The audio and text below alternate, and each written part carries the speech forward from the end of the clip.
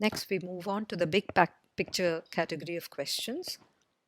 In this category, the answers will invariably be based on the passage as a whole, and therefore, answer options which are too specific to one part of the passage will never be the right answer, nor will those that go beyond what is stated in the passage. So these two are the ones that you need to be careful and avoid. What do we need to do to address a big picture kind of question? Well, even before you start answering any question, it's important that you get into the habit of mapping passages. Passages are boring a good deal of the time. They are very, very boring for most kids. And students struggle with understanding the concepts in a passage. Well, the first thing that we need to tell you is not all of it is important, especially because questions don't come from every bit. Don't falter if you do find a bit that is difficult for you. Keep on, keep reading on. Maybe when you reach the fourth paragraph, the first three paragraphs might begin to make some sense. So you start reading the passage and your eyes are just wandering all over the text, and nothing is registering. This happens so often. You've read the whole passage, at the end of it, you're wondering what it's all about.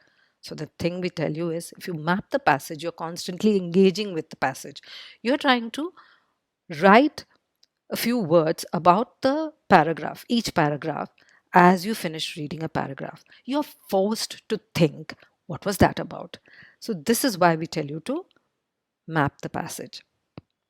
At ReWiser, we advise you must do that before you attack the questions, because all students ask, should we read the passage? It's so boring. No, you have 13 minutes to read the passage and answer the questions. What's the point looking at the passage if you don't know where the questions are? So yes, it is important that you read the passage before you attack the question. While you read the passage, note down the important bits, is what we tell you again. So, what is the important bits? The minor details are not important. Altogether, what's happening is what is important. There would be a list of examples given, some details mentioned, some explanations given. Those are not important. An explanation for something, just write EXPL next to it. That means, okay, this is the explanation. You can come back to it when you are asked a question on it. If there is a list of examples, write EGS. You develop your own short forms for it and just write. So that's what mapping is. Now you know where each information is going to be. So the details are unimportant. The gist is what is important. Map each para as you go along. So what do we mean by mapping? It's like turning each paragraph into a headline. So here we have a passage and you are supposed to guess the headline.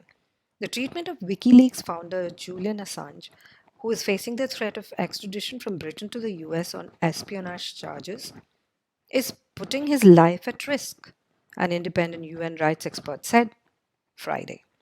Unless the UK urgently changes course and alleviates his inhuman situation, Mr. Assange's continued exposure to arbitrariness and abuse may soon end up costing his life. The UN Special Rapporteur on torture and other cruel, inhuman, or degrading treatment, Niels Melzer, said in a statement. What is essential here? We're talking about Julian Assange, that he is being treated inhumanely, and somebody is concerned about it. Someone has issued a warning. Well, that's what you need to note. The other details are unimportant.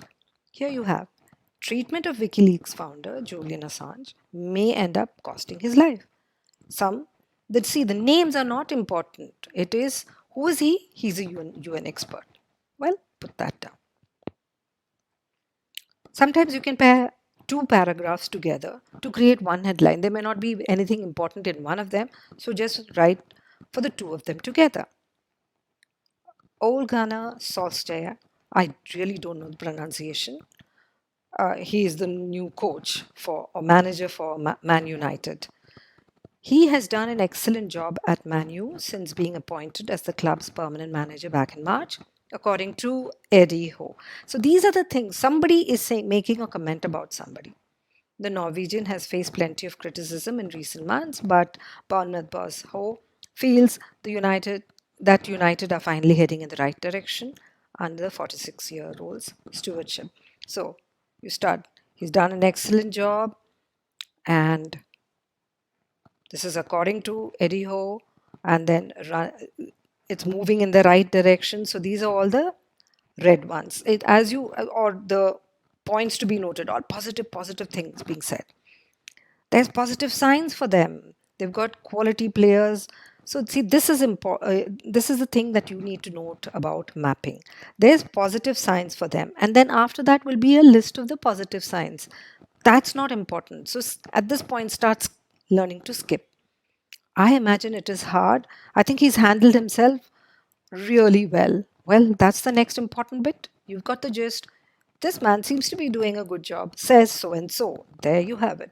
New manager at Man U doing a good job, says Eddie Howe. So this is the way you map.